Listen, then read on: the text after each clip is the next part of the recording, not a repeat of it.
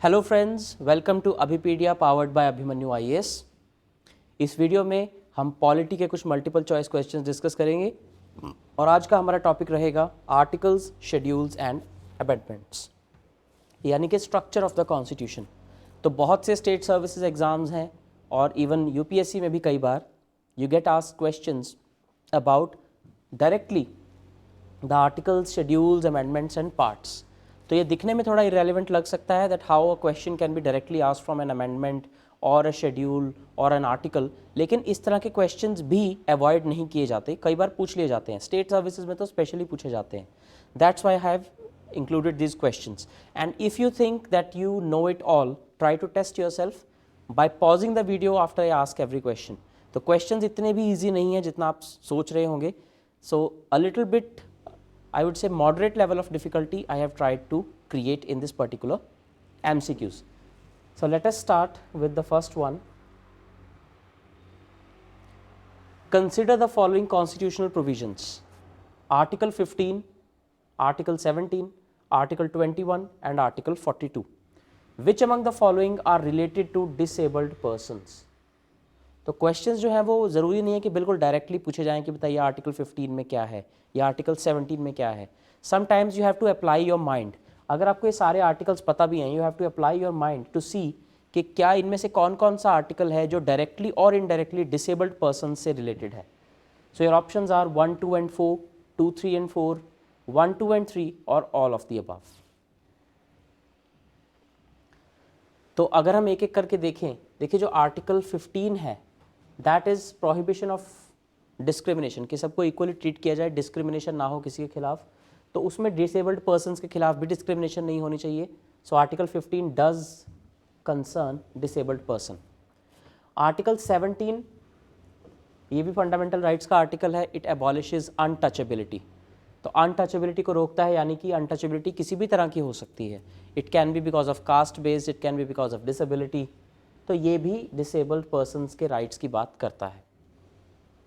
Then article 21, this also is of fundamental rights और ये constitution के सबसे ज़्यादा इवॉल्व्ड आर्टिकल्स में से एक आर्टिकल है। So one article which has been by judicial interpretation expanded the most, right to life and personal liberty. तो राइट टू लाइफ में राइट टू डिग्निफाइड लाइफ आता है, and that includes dignity of disabled persons as well. In fact article 21 तो कहीं भी आ जाए, उसकी interpretation इतनी ब्रॉड, इतनी लिबरल है कि उसमें कोई भी राइट इंक्लूड हो जाएगा। So of course this is also there in the, it is also related to disabled persons. Article 42, article 42 disabled persons की बात नहीं करता है। Specifically article 41 talks about disabled persons. तो इसलिए आपका आंसर हो जाएगा 1, 2 and 3। So C is your answer. तो जो आर्टिकल 15 है ये प्रोहिबिट करता है discrimination on the ground of religion, race, caste, sex and place of birth. और आर्टिकल 17 जो है ये अनटचेबिलिटी को पनिशेबल ऑफेंस बनाता है, चाहे वो किसी भी तरह की हो। उसके बाद आर्टिकल 21 जो है right to life and personal liberty, हर तरह की including disabled as well. Article 41 जो है दैट टॉक्स अबाउट कि जो स्टेट है उसे अनएम्प्लॉयड लोगों के लिए, ओल्ड एज के लिए, सिक लोगों के लिए और डिसेबल्ड लोगों के लिए स्पेशल प्रोविजंस करनी चाहिए, and it is a part of directive principles. तो स्टेट को डायरेक्ट करता है कि इन 4 कैटेगरीज के लोगों के लिए स्पेशल प्रोविजंस की जाए, और उसमें डिसेबल्ड भी आते हैं। जबकि जो आर्टिकल 42 है, provisions for just and humane conditions of work and maternity relief, इसमें डिसेबल्ड की स्पेसिफिकली बात नहीं होती है। So your answer is 15, 17 and 21. Second question, at present the 8th schedule of the constitution does not specify which of the following languages. 8th schedule में official languages हैं, official languages, and at present there are 22. At present there are 22. तो इनमें से कौन सी language उसका हिस्सा नहीं है, उन 22 लैंग्वेज में नहीं आती? Number 1 Kashmiri, number 2 Sanskrit, number 3 Rajasthani, number 4 Odia. Select the solution. 2 only, 1 and 3 only, 1, 3 and 4, 3 only. कौन सी लैंग्वेज 8th शेड्यूल में नहीं आती है? कश्मीरी, संस्कृत, राजस्थानी और ओडिया। इसका करेक्ट आंसर है 3 राजस्थानी। राजस्थानी 8th शेड्यूल में नहीं आती, so your answer is C 3 only. तो जब 8th शेड्यूल की बात करते हैं तो इसमें आज की डेट में 22 लैंग्वेजेस हैं। ओरिजिनली इसमें 14 लैंग्वेजेस हुआ करती थी। So originally there were 14 languages. उसके बाद by 21st amendment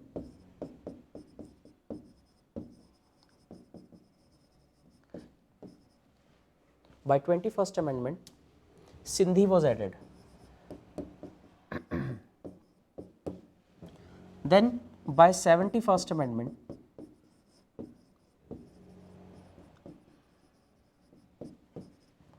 Manipuri, Nepali and Konkani, these 3 languages were added. Manipuri, Nepali and Konkani. Then by 92nd amendment 4 languages were added: Bodo, Dogri, Mathili and Santhali.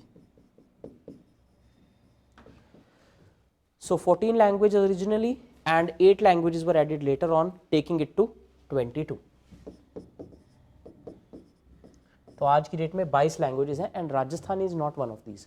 Assamese, Bengali, Gujarati, Hindi, Kannada, Kashmiri, ये सारी इसमें languages included हैं। So you should have a fair idea कि वो languages कौन कौन से हैं, यू शुड नो इट। सारी लैंग्वेजेस के नाम आपको पता होने जरूरी हैं। Question number 3, the economic liberalisation efforts of government, economic liberalisation have a bearing upon which of the following parts of the constitution. देखिए क्वेश्चन को ध्यान से पढ़ेंगे। क्वेश्चन ये नहीं कह रहा कि इनमें से कौन सा पार्ट इकोनॉमिक लिबरलाइजेशन करता है, no, question is saying economic liberalisation का इफेक्ट किस किस पार्ट पे पड़ता है, चाहे वो पॉजिटिव हो चाहे वो नेगेटिव हो, यानी कि दोनों वे से। अगर वो पूछ रहा है इकोनॉमिक लिबरलाइजेशन कौन से पार्ट के थ्रू होती है, then the answer can be different, but it is asking have a bearing upon which of the following parts. तो वो बेयरिंग पॉजिटिव भी हो सकती है, नेगेटिव भी हो सकती है, कन्वर्स भी हो सकती है, एडवर्स भी हो सकती है। Options are part 3, part 4, part 4A। तो करेक्ट ऑप्शन आपने चुनना है 1 ओनली, 1 and 2, 2 and 3, 1, 2 and 3। पहले आपको पता होना चाहिए कि इन पार्ट्स में क्या क्या आता है, फिर उसमें आपको उसका इंटेंट पता होना चाहिए, फिर आपको आर्टिकल्स पता होने चाहिए, and then you should apply कि इकोनॉमिक लिबरलाइजेशन को प्रमोट करने वाले या डिनाउंस करने वाले कौन कौन से आर्टिकल्स हैं। क्योंकि इम्पैक्ट हैव अ बियरिंग की बात कर रहे हैं वो, कि असर किस पे पड़ रहा है, असर अच्छा भी और बुरा भी दोनों बताने हैं हमने। तो जैसे पार्ट 3 जो है, this is about fundamental rights.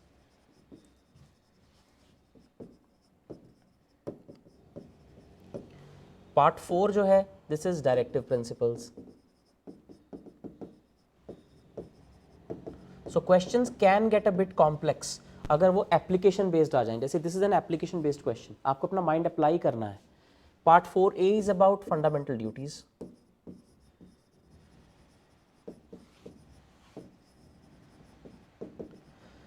अब इन तीनों के जो आर्टिकल्स हैं, part 3 article 12 to 35, part 4 article 36 to 51 and part 4A 51A clause A to 51A clause K।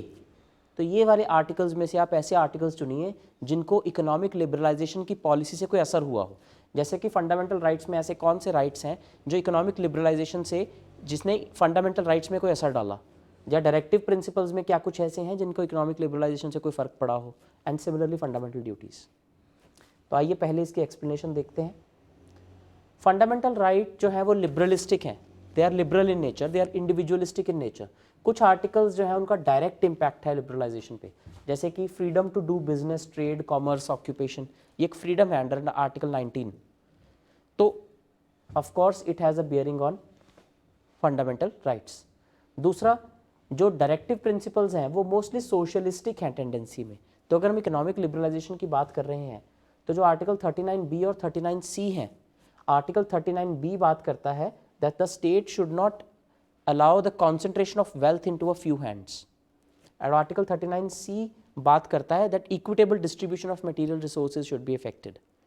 तो ये बातें तो दोनों इकोनॉमिक लिबरलाइजेशन के ऑपोजिट कर रहा है, but it has a bearing on economic liberalisation has a bearing on these articles. तो है तो ये सोशलिस्टिक, लेकिन लिबरलाइजिंग एरा में इनके ऊपर भी इम्पैक्ट आता है. तो पार्ट 4 भी इसका आंसर हो गया. फंडामेंटल ड्यूटीज़ तो बाय नेचर ही सोशलिस्टिक हैं. हर चीज़ में हम कह रहे हैं कि हमें सोसाइटी का साथ देना है, हमें फ्रीडम स्ट्रगल के आइडियाज़ को चेरिश करना है, हमें कलेक्टिवली हर चीज़ को रखना है, हमें मॉन्यूमेंट्स को बचा के रखना है. So they are totally socialistic in nature. So there is a direct relation between fundamental right and fundamental duties too. तो ये भी indirectly they have a bearing, economic liberalisation has a bearing on these as well. तो यानी कि आपका answer हो जाएगा all 1, 2 and 3. तो थोड़ा सा एप्लीकेशन बेस्ड क्वेश्चन जब आ जाता है, then you have to apply your mind. Question number 4, the special provisions in Article 371G of the Constitution of India relates to the state of, कौन सी स्टेट से relate करता है आर्टिकल 371G? देखिए जो आर्टिकल 370 और 371 है, ये दोनों पार्ट 21 में आते हैं, पार्ट 21 ऑफ द कॉन्स्टिट्यूशन. और जो 370 है इसको तो अभी एब्रोगेट कर दिया गया है. This was specifically for Jammu and Kashmir. जो आर्टिकल 371 और उसके कंस्टिट्यूएंट आर्टिकल्स हैं, दे स्टिल रिमेन. किसी ना किसी स्टेट को स्पेशल प्रोविजन दी गई है.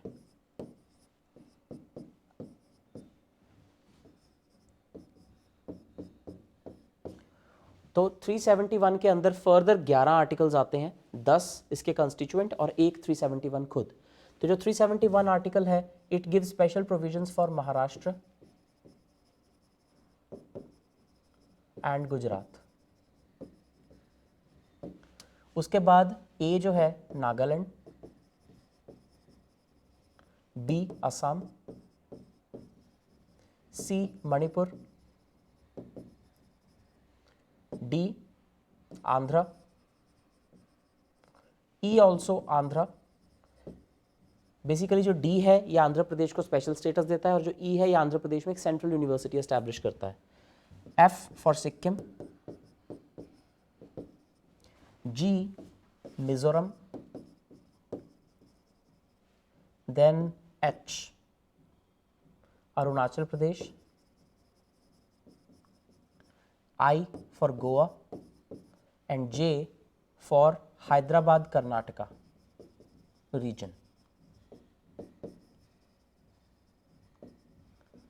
तो ये हैं जो आर्टिकल्स हैं विद इन आर्टिकल 371 और उसके जो कंस्टिट्यूएंट आर्टिकल्स हैं. Now the question is asking कि आर्टिकल 371G किस स्टेट से रिलेटेड है. तो 371G is related to Mizoram. ये आपका आंसर हो गया.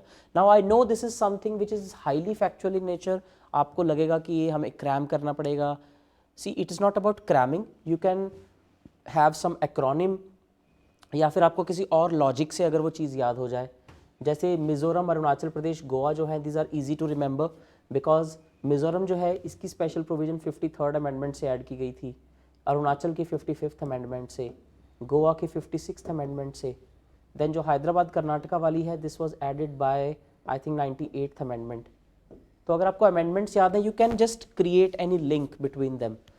तो of course there are certain things which are factual in nature which you have to memorise, लेकिन कुछ क्वेश्चन ऐसे भी आ सकते हैं एग्जाम में. I won't say that you direct your entire preparation based on the core memorisation of these things, लेकिन this memorisation should come as a by product of conceptual clarity.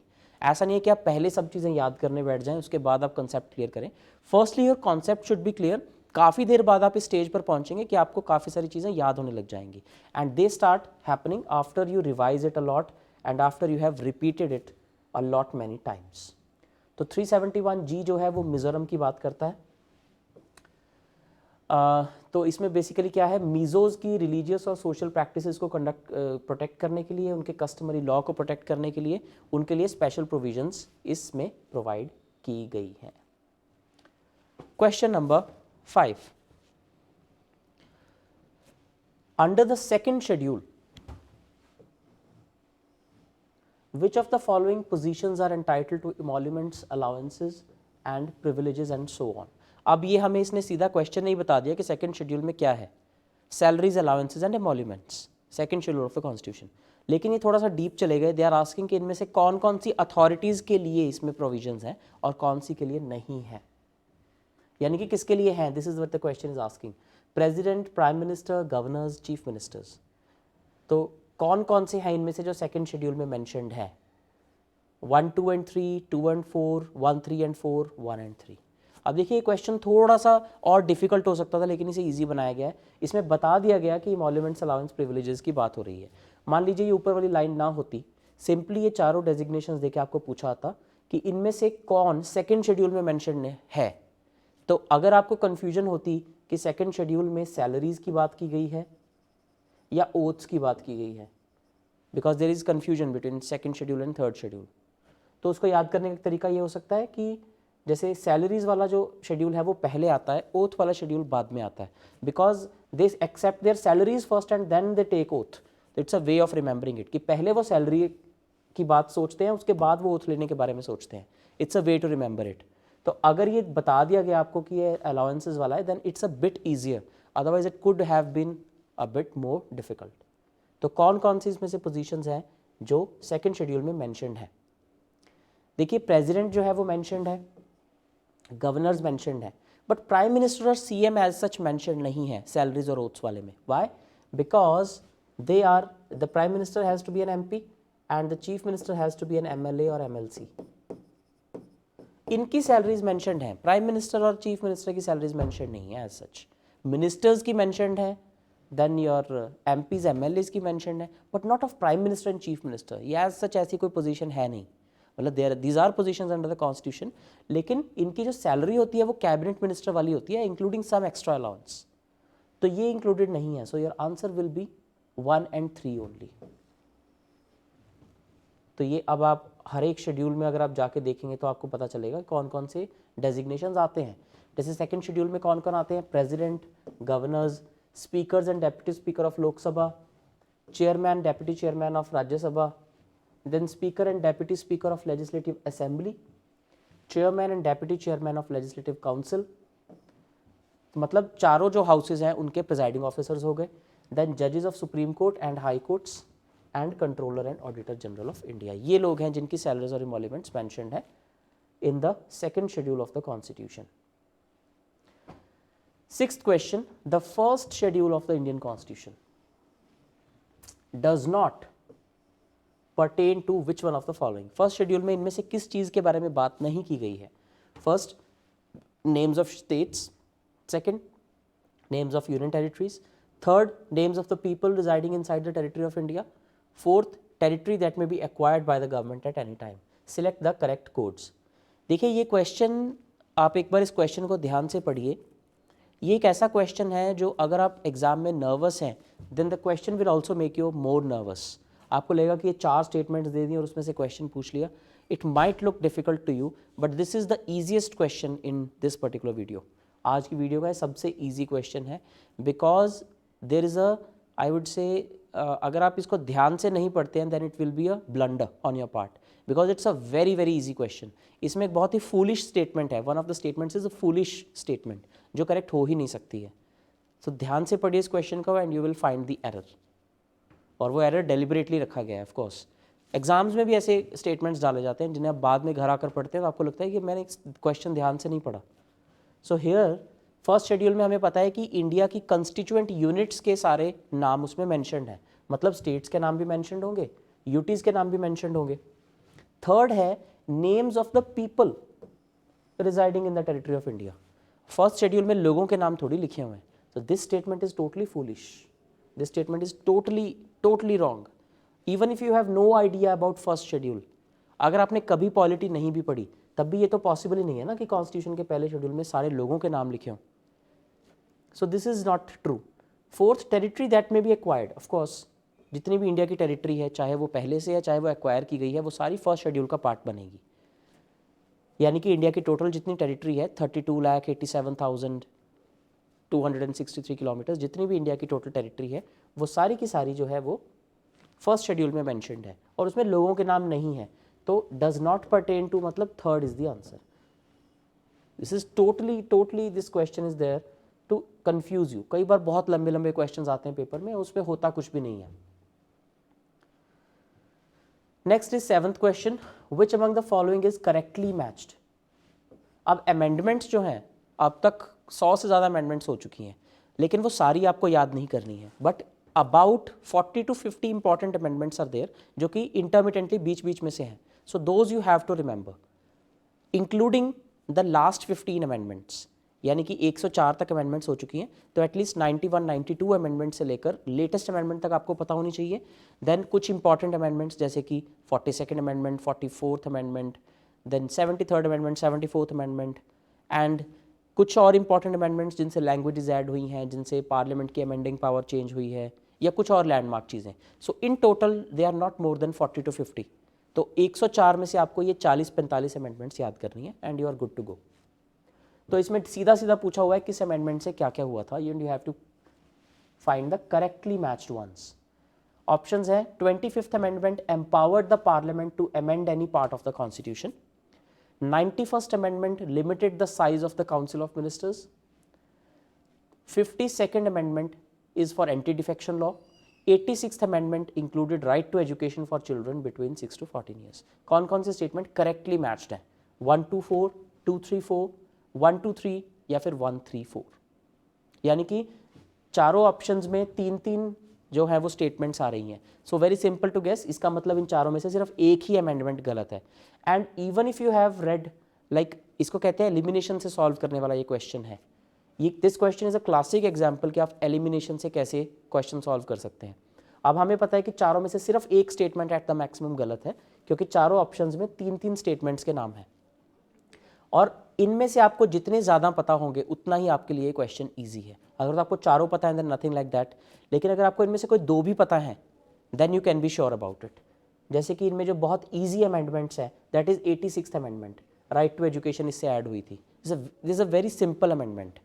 Fundamental duties भी एक ही बार amend हुई हैं by this amendment, और fundamental rights में article 21A इससे ऐड हुआ था। तो this amendment is very necessary for you to know. Secondly, anti defection law 52nd amendment से ऐड हुई थी। This is also very very important one. बाकी दोनों में हो सकता है आपको डाउट हो, because these are not very important, these are important ones, लेकिन इनमें कन्फ्यूजन हो सकता है। So actually the answer here is A, 25th amendment. Actually it was the 24th amendment जिससे कि पार्लियामेंट की अमेंडिंग पावर बढ़ाई गई थी, और 91st अमेंडमेंट से काउंसिल ऑफ मिनिस्टर्स का साइज जो है वो 15% पे लिमिट कर दिया गया था, that the size of the council of ministers can not be more than 15% of the total strength of the lower house of the legislature. तो अगर हम लोकसभा या पार्लियामेंट की बात कर रहे हैं तो लोकसभा की टोटल स्ट्रेंथ के 15% से ज़्यादा काउंसिल ऑफ मिनिस्टर्स नहीं हो सकते, इंक्लूडिंग PM।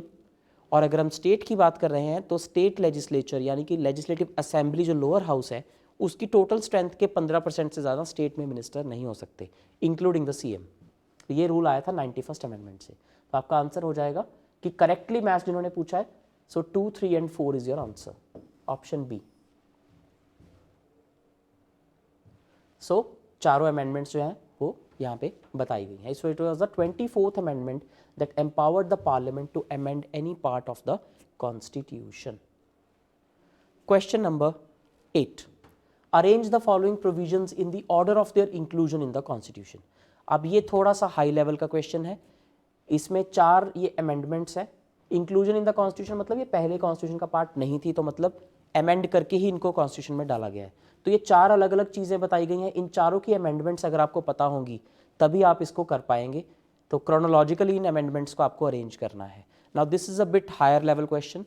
अब इसमें भी आप थोड़ा बहुत एलिमिनेशन लगा सकते हो, ज़्यादा तो नहीं। उसके लिए भी आपको इनमें से कम 2 जो है वो पता होनी चाहिए, कम से कम 2, only then you can solve this question. जैसे कि वेल अभी तक जितने हमने क्वेश्चन डिस्कस किए हैं उनमें से सिर्फ एक ही अमेंडमेंट इसमें रिपीट होती है, special provisions for Hyderabad Karnataka region. उसकी भी हमने अमेंडमेंट नहीं की थी। Basically it is in article 371J of the constitution. उसके बाद right to form cooperatives, this is part 9B।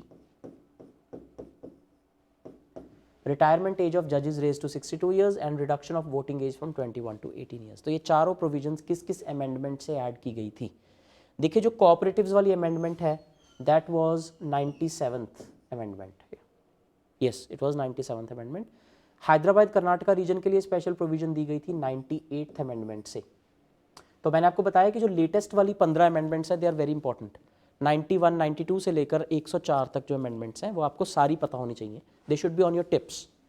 Retirement age of जजेस रेज टू 62 ईयर्स। तो अगर आपको ये दो भी पता हो, सो यू नो कि क्रोनोलॉजिकली एक के बाद दो ही आएगा। तो यहाँ पर दो के बाद एक आ रहा है, यहाँ भी दो के बाद एक आ रहा है, यहाँ भी दो के बाद एक आ रहा है। This is only one statement जिसमें एक के बाद दो आ रहा है। That means even if you know these two you can attempt the question correctly. So that is the beauty of elimination method. लेकिन उसके लिए भी वो ब्यूटी तभी काम करेगी अगर आपको एटलीस्ट पार्शियल नॉलेज भी होगी। तो सिर्फ ये दो भी अगर आपको पता है you can mark the correct answer.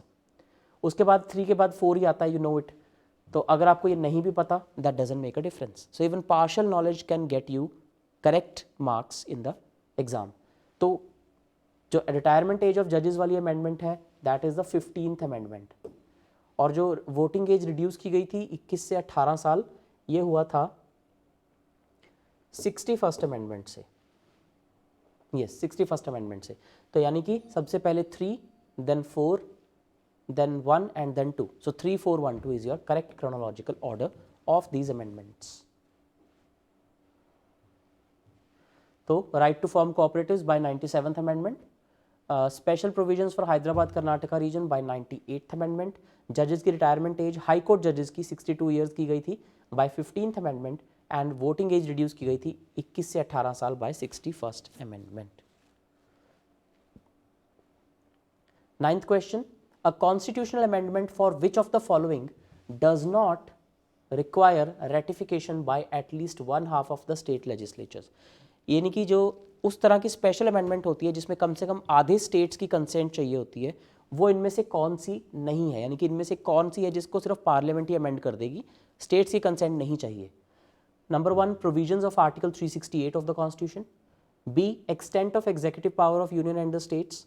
C, lists in the 7th schedule. Or D, manner of election of the president. It's a very interesting question. I will tell you, but first you try it. I'm giving you some 5 to 10 seconds. Try it, try to find the answer. And it is a very special question. कौन सी इसमें से provision है जिसको amend करने के लिए states की consent नहीं चाहिए। स्टेट्स की कंसेंट चाहिए होती है हमें फेडरल प्रोविजंस को अमेंड करने के लिए, जिससे स्टेट्स की पावर पर भी फर्क पड़ रहा हो। तो इनमें से कौन सी ऐसी है जिससे स्टेट्स की पावर पे फर्क नहीं पड़ रहा।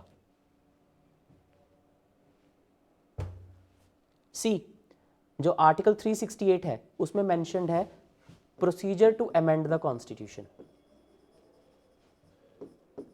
तो अगर प्रोसीजर टू अमेंड को भी अमेंड करना है तो स्टेट्स की कंसेंट चाहिए हमें, राइट? क्योंकि अगर इसको सेंटर ने अपने आप बदल दिया तो फिर तो सारा रूल ही चेंज हो गया। So in fact to change even this provision we need the consent of states. Extent of executive power of union and states. Union और स्टेट्स की एग्जीक्यूटिव पावर का एक्सटेंट बदलना है तो स्टेट से बिना पूछे नहीं बदल सकते आप। 7th शेड्यूल में 3 लिस्ट्स प्रोवाइडेड हैं, यूनियन लिस्ट, स्टेट लिस्ट और कंकरेंट लिस्ट। यूनियन लिस्ट पे सिर्फ पार्लियामेंट लॉ बना सकती है, स्टेट लिस्ट पे सिर्फ स्टेट लेजिस्लेचर, और कंकरेंट लिस्ट पे दोनों लॉ बना सकते हैं। अब अगर बिना पूछे स्टेट से उसकी पावर ले ली जाए then that goes against federalism. यानी कि 7th शेड्यूल में भी कोई चेंज करना है तो भी स्टेट्स की कंसेंट चाहिए। और प्रेसिडेंट के इलेक्शन में कौन कौन पार्टिसिपेट करते हैं? All the MPs, elected MPs, यानी कि लोकसभा राज्यसभा के सारे members, and elected MLAs of all the states. तो अगर इसमें भी कोई चेंज करना है even then you require the consent of states. So this is actually a trick question.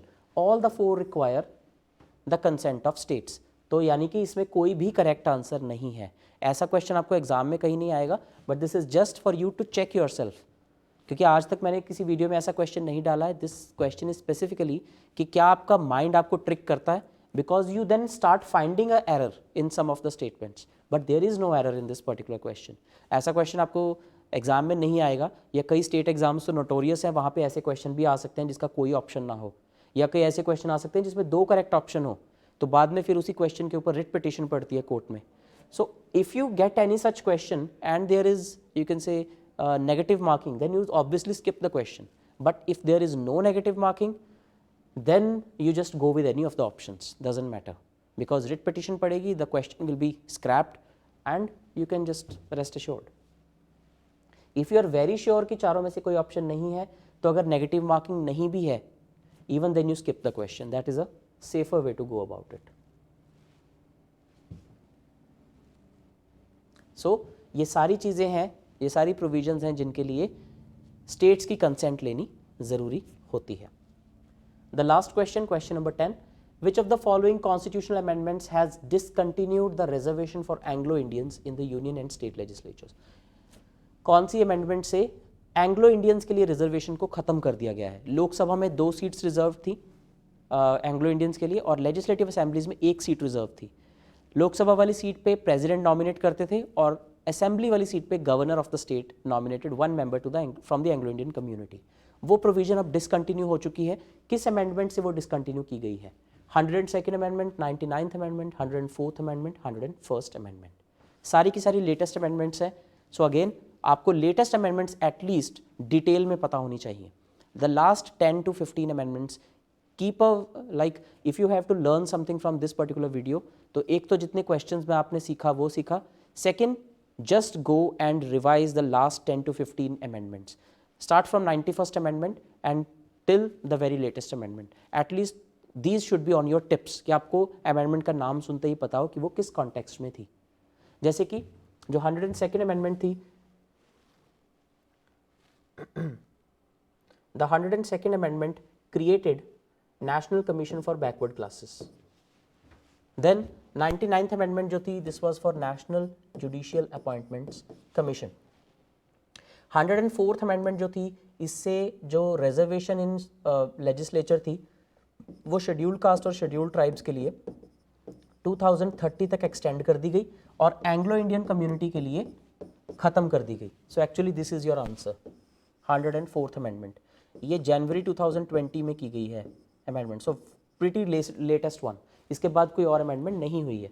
101st amendment जो थी, it was for the goods and services tax. So you should know about the latest amendments. और इसमें जो एक latest बच गई है 100th amendment, that was for the Indo Bangladesh land boundary agreement.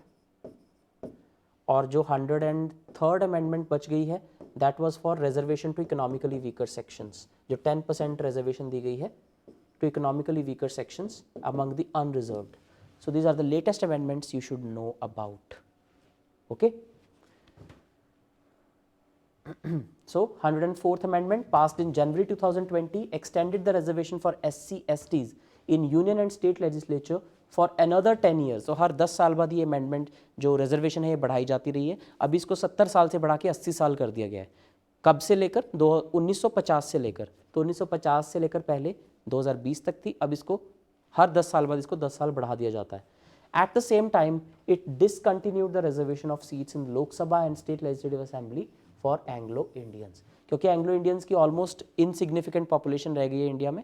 So the government thought it fit to discontinue this particular reservation. तो ये थे आपके कुछ important questions regarding the structure of the constitution, amendments, schedules, parts और articles. याद रखिए आपको सारे के सारे याद नहीं करने हैं. जहाँ तक बात है parts और schedules की, parts and schedules, try to remember all. ये आपको सारे याद हो जाएं तो बहुत अच्छी बात है, because there are 25 parts and there are 12 schedules, so it's better if you remember all of them. लेकिन articles में in the entire constitution अगर आपको articles याद करने हैं, first of all article 1 से लेकर 51 तक आप जितने याद कर सकें maximum उतने आप याद करें. अगर आपने तैयारी नहीं शुरू की है किसी भी एग्जाम के लिए, then this is not the right approach for you. Then you go about it जैसे कि आप नेचुरली तैयारी कर रहे हैं. लेकिन if you are already prepared and if you want to value add to your preparation, then article 1 से 51 तक जितने articles आप memorize कर सकें, याद कर सकें, relate कर सकें, that is better. उसके अलावा article 52 से लेकर till 395 जितने भी टोटल 300-400 आर्टिकल्स हैं, इसमें से टोटल इंटरमिटेंटली आपको 50 का आर्टिकल्स भी और याद हो जाएं, देन दैट इज इनफ. कि बजट कौन से आर्टिकल से आता है, then provision of finance commission, provision of election commission, emergency वाले आर्टिकल्स बहुत इंपॉर्टेंट हैं, अमेंडमेंट वाला आर्टिकल कौन सा है, पार्ट 21 वाले आर्टिकल्स, देन यू हैव कि बजट किस आर्टिकल में प्रेजेंट होता है, प्रेसिडेंट की advisory jurisdiction, supreme court high court की provisions, some important articles. So in total अगर आपको 100 आर्टिकल याद हैं 450 में से, then that is enough. पहले 1 से लेकर 51 तक, एंड देन बाकी जितने भी पूरा कॉन्स्टिट्यूशन है उसमें से टोटल 50 बीच बीच में से. As far as amendments are concerned, I already told you. In amendments, total 104 amendments हो चुकी हैं. तो इनमें से आपको जो लास्ट वाली हैं फ्रॉम 91 टू 104, ये तो आपको सारी करनी है. उसके अलावा अगर 1 से लेकर 90 अमेंडमेंट्स तक की बात करें तो इंटरमिटेंटली आपको अराउंड 40 अमेंडमेंट्स याद होनी चाहिए. That is how you should approach the structure of the constitution. अगर आप इतना कर लेते हैं, you can solve 9 out of 10 questions as far as the structure of constitution is concerned, and that is a very good average, 9 out of 10 questions. All right, so this was all about your structure of the constitution. अगर आपको video पसंद आई हो, please like, subscribe and share it with your friends. Also let us know what you think of this video series, and if you want more videos, let us know in the comment section. अगर आपने अभी तक channel को subscribe नहीं किया है, please subscribe the channel and press the bell icon so that you get advantage of many more such videos in the future. Thank you and have a nice day.